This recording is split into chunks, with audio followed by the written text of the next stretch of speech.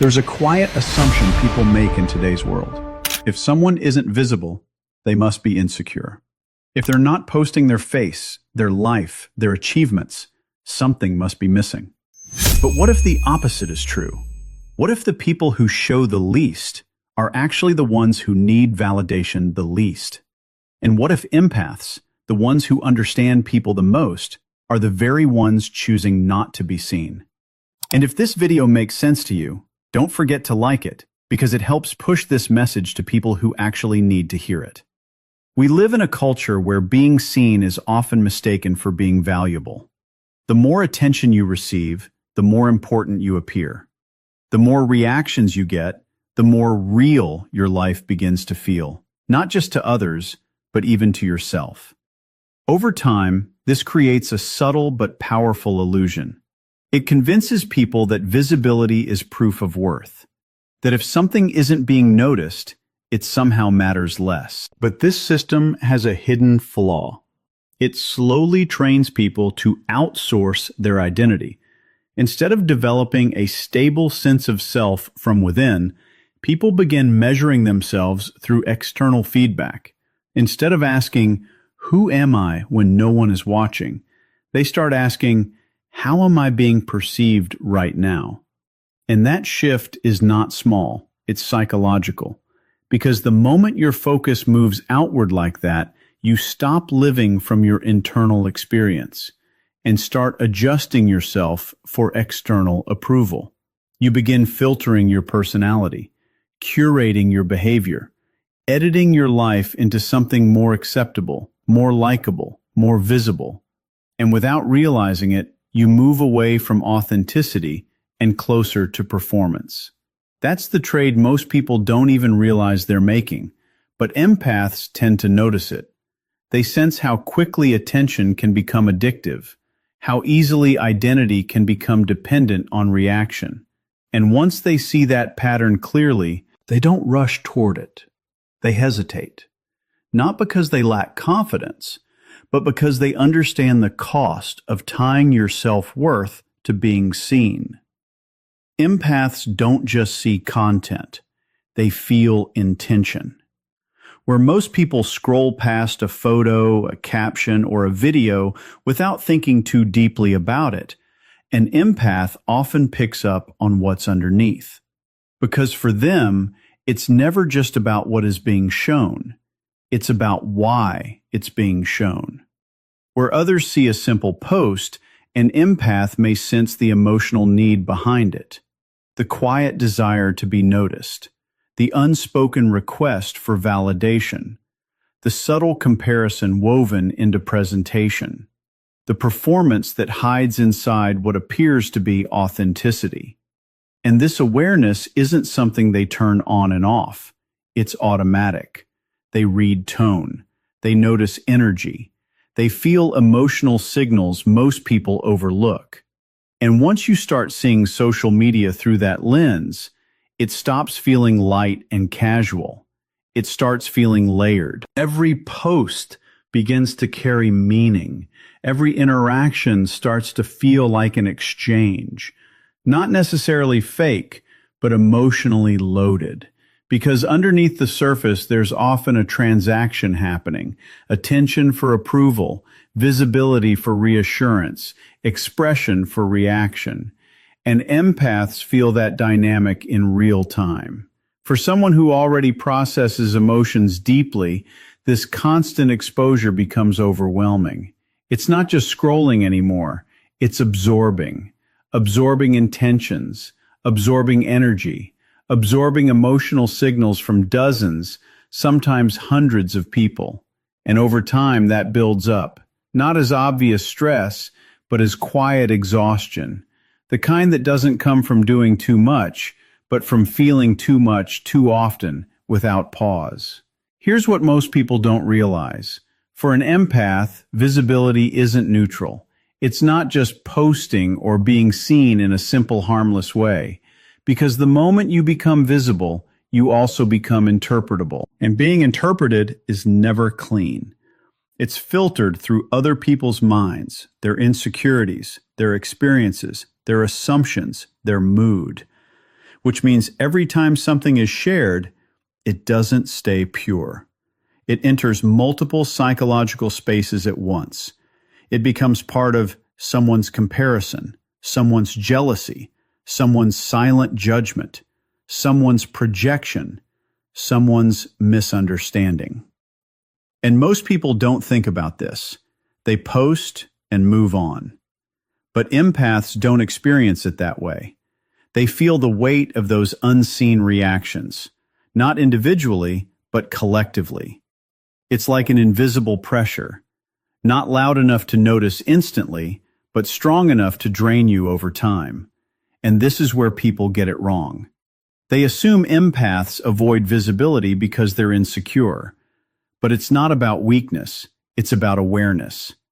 Empaths understand something others overlook, that attention is not always light, and being seen is not always safe emotionally. So instead of asking, why don't they post more, a better question is, how much are they consciously choosing not to absorb?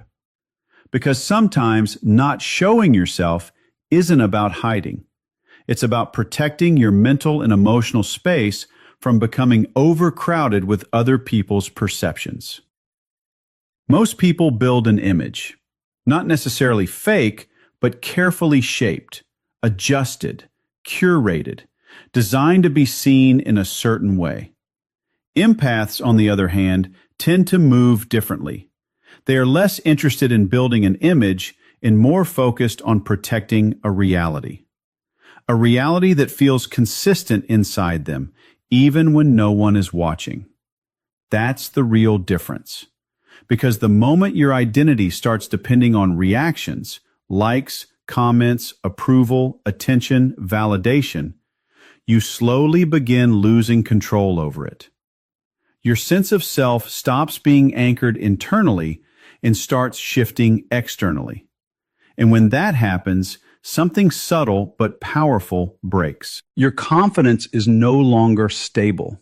It rises when people respond positively and drops when they don't. Your peace is no longer fixed. It becomes negotiable, dependent on how the world is reacting to you on a given day. And your self-worth slowly turns into something public, something measured, something observed, something influenced by people who don't even know you deeply. That's a fragile way to exist, even if it doesn't feel like it at first. Empaths often sense this risk early, not always through logic, but through emotional awareness. They can feel how quickly identity becomes unstable when it is constantly exposed to external feedback. So instead of leaning into that system, they step slightly away from it. Not completely disconnected, not emotionally absent, just less dependent. They choose something most people don't notice as a choice at all. They choose to exist without constant feedback loops, without needing every moment validated, without needing every expression approved, without turning identity into something that must be continuously confirmed by others. And in that space, something important begins to form. A quieter sense of self, a more grounded identity, one that doesn't shift every time attention shifts. And that is where real psychological stability starts to appear. As empaths grow, something quiet but significant begins to shift inside them. It doesn't usually happen suddenly. It happens through experience, reflection, and emotional learning over time. And because of that, they don't become distant from people. They become selective with access. There's a difference. Distant means disconnected. Selective means intentional. They start realizing something most people rarely pause to consider. Not everything meaningful needs exposure. Some moments lose their depth when they are turned into content.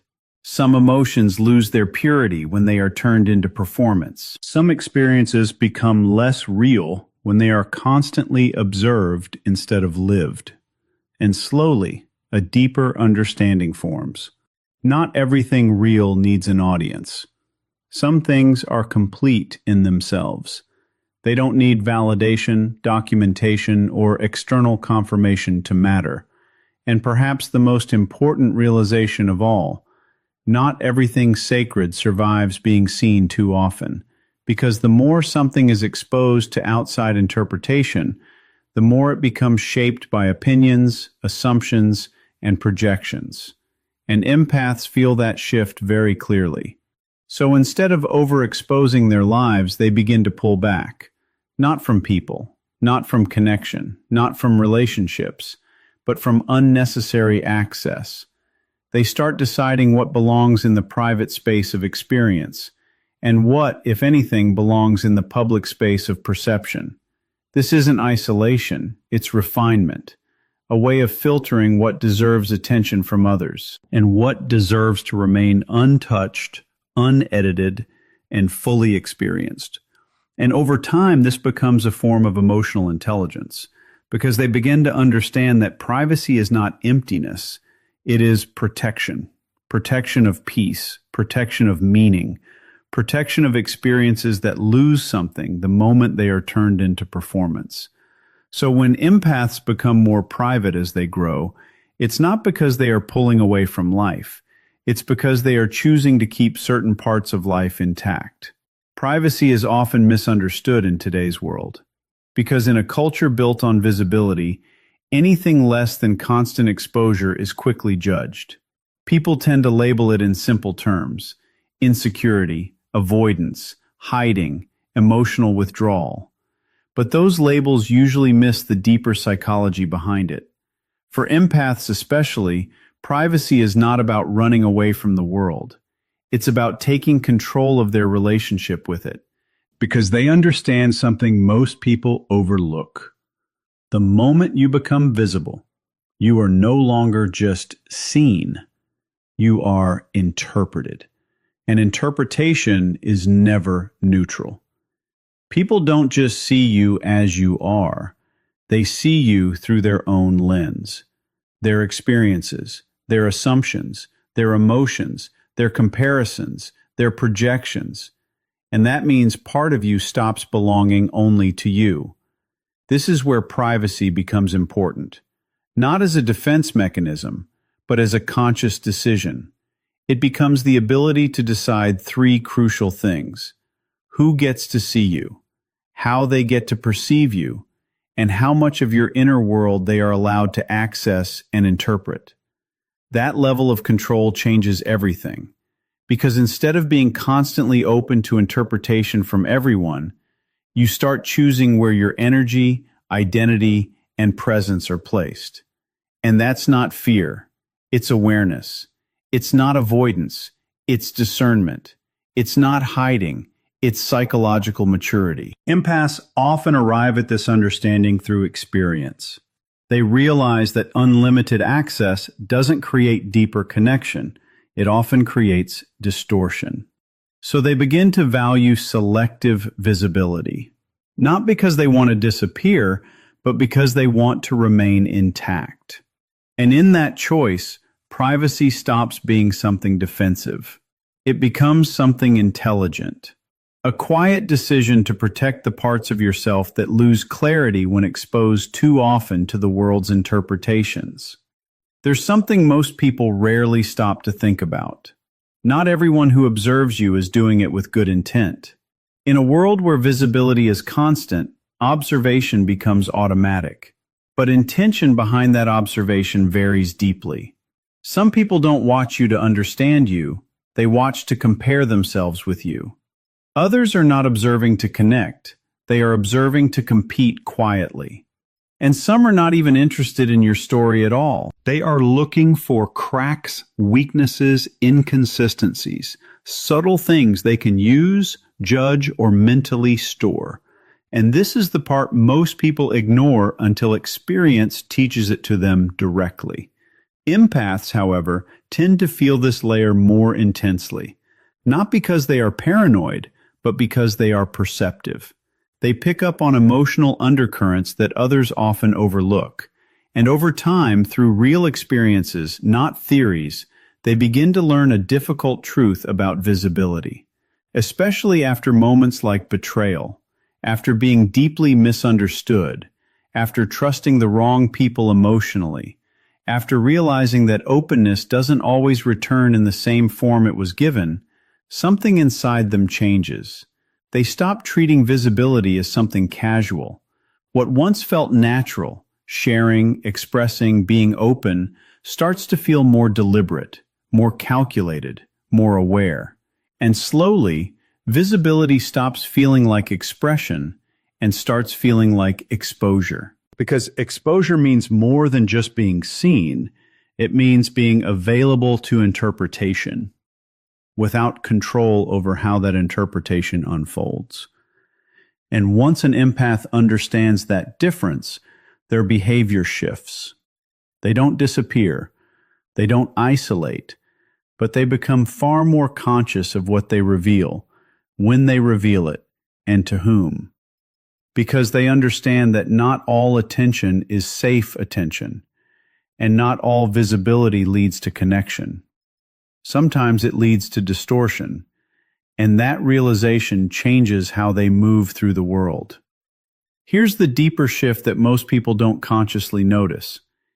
Empaths tend to prefer something simple but powerful. They choose experiencing life over displaying it. While much of modern behavior is shaped around being seen, recorded, and validated through external feedback, empaths often operate from a completely different internal priority. Because in most situations, the question people ask has slowly changed over time. Instead of being fully present in a moment, many people now unconsciously think, how will this look?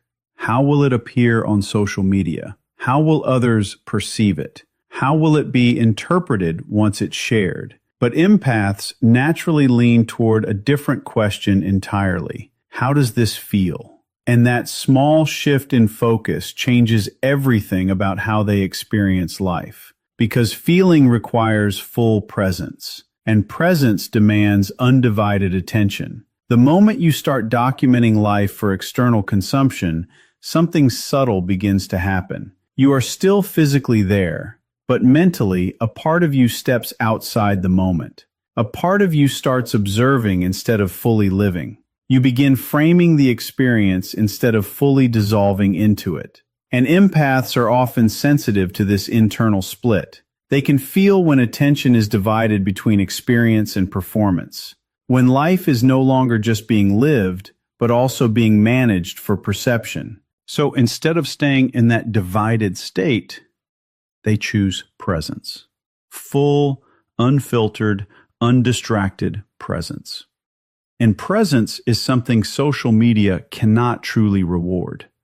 Because presence is not about how something appears after it is shared. It is about how deeply it is experienced while it is happening. And for empaths, that depth matters more than visibility ever could. Most empaths were not always private.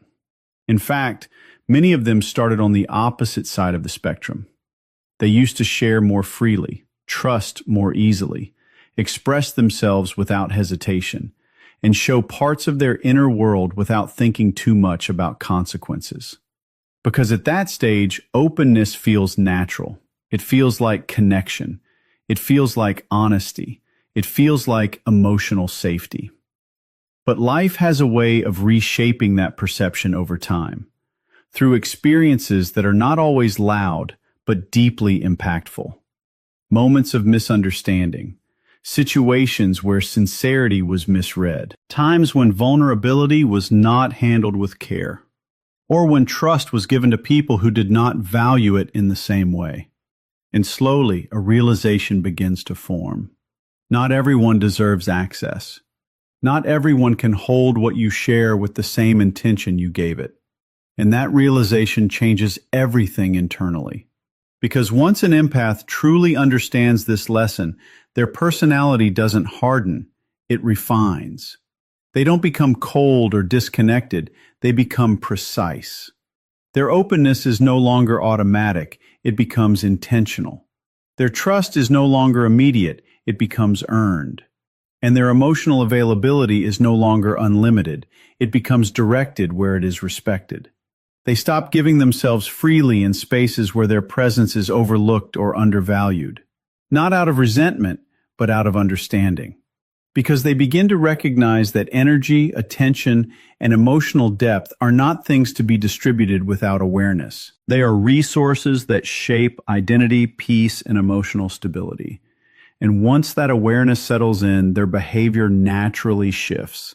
They choose where they invest themselves more carefully. They choose who receives access more consciously. They choose how much of themselves is shared more intelligently. And this is where discernment is born, not from distance, but from experience, from pain that has been understood rather than repeated. And in that shift, the empath doesn't lose openness. They simply learn how to protect it.